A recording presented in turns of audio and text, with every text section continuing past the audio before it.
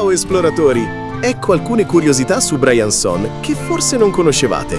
Forse non sapete che questa località detiene un record geografico molto particolare, essendo considerata la città più alta di Francia e secondo molti addirittura d'Europa, con i suoi oltre 1300 metri di altitudine.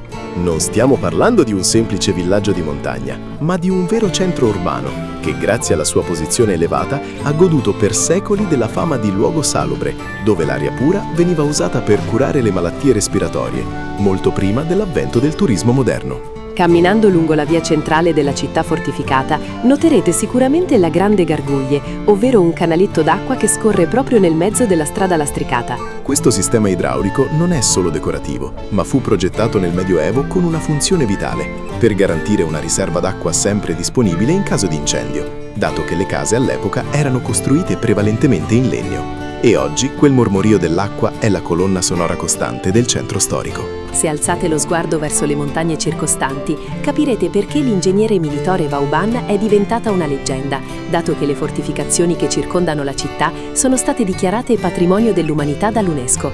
Il sistema difensivo è così complesso e geniale che collega la cittadella a vari forti isolati sulle vette intorno, creando una cintura di pietra che per secoli ha reso questo confine praticamente invalicabile per qualsiasi esercito nemico.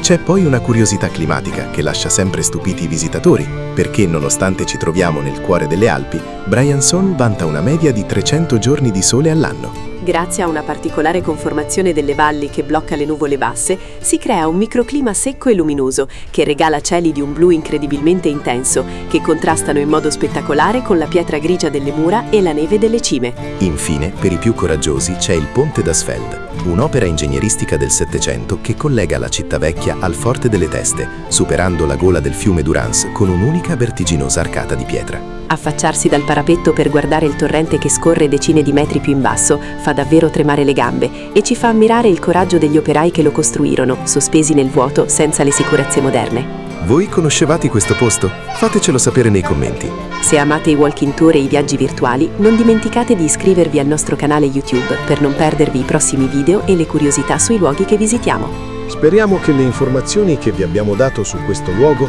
siano state di vostro interesse. Godetevi pure il resto della passeggiata.